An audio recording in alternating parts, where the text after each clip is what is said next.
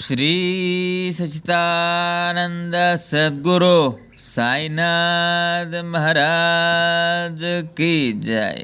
శ్రీ సాయి సచరిత 778వ పేజీలోని 64వ నుంచి ఈరోజు చదువుతున్నాము.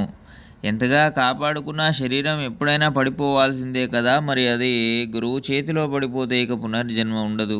సద్గురు, నన్ను బాగా కొట్టు, నేను చచ్చే వరకు కొట్టు, నా అహంకారాన్ని సమూలంగా నిర్మూలించు, పునర్జన్మ లేకుండా మంచి గట్టి దెబ్బనే ప్రసాదించు, నా కర్మలను అకర్మలను దహించివేయి, నా ధర్మాలను నివారించు, దానివల్ల నాకు పరమ సుఖం కలుగుతుంది. మోహం కారణంగా ఉద్భవించే భ్రమను నశింపజేయి, నా సంకల్ప వికల్పాలను నిలిపివేసి నాకు నిర్వికల్ప స్థితిని ప్రసాదించు. నాకు పుణ్యము వద్దు, పాపము వద్దు, ఈ జన్మ కోసం వ్యర్థమైన శ్రమ వద్దు. నేను మీ శరణు కోరి వస్తే మీరు కింద పైన ఆకాశంలో పాతాళంలో తూర్పు పడమర అన్ని దిక్కులలోనూ ఉన్నారు. మీరు అన్ని ప్రదేశాలలోనూ ఉన్నారు, నాలో కూడా ఉన్నారు.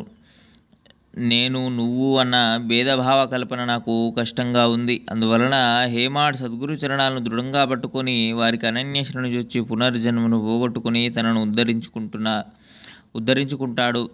అసంఖ్యాక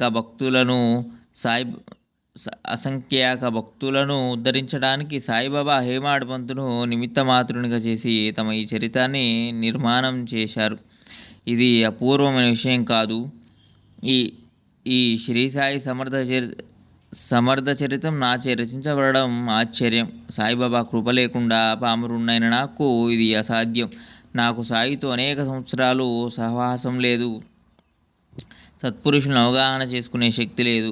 అవిశ్వాసపూర్వకంగా చూడటమే కానీ విచక్షణ దృష్టి లేదు. అనన్యభావంతో ఎప్పుడూ ఆరాధించలేదు. కొంతసేపు అయినా భజనలో పాల్గొనలేదు. ఇటువంటి నాతో తమ చరితాన్ని వ్రాయించి ప్రజలకు చూపించారు.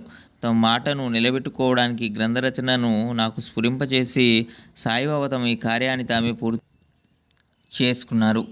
ఈ హేమాడు ఊరికే పేరుకు మాత్రమే.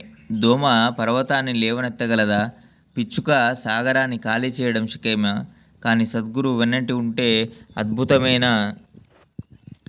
కార్యాలను సంభవింపజేస్తారు. శ్రోతలారా, ఇప్పుడు మీకు అభివందనం చేస్తాను.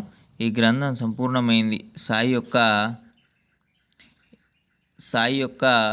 ఈ గ్రంథం సాయికి అంకితం చేస్తున్నాను. చిన్న పెద్ద శ్రోతలందరికీ సాదరంగా నా సాష్టాంగ నమస్కారం. మీరు తోడుగా ఉండడం వల్ల కథా పరంపరలతో ఉన్న ఈ సాయి సచరితను సమాప్తి చేశాను. సమాప్తి చేయడానికి ఇక్కడ నేనెవరిని?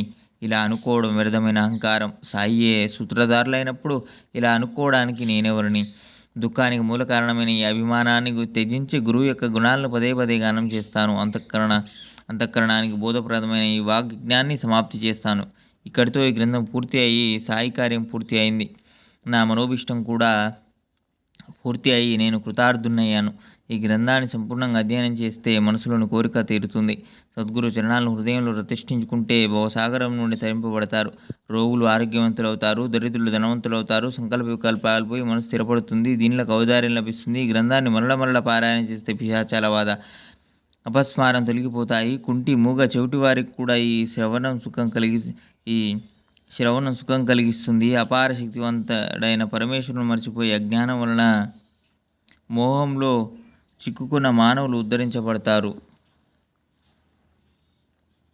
మానవులై పుట్టి అసురుల వలె ప్రపంచాన్ని సుఖాలకు నిలయమని భావిస్తూ శరీరాలను వ్యర్థపరుచుకునే వారు కూడా ఉద్ధరింపబడతారు. సాయినాథుల లీల అగాధం.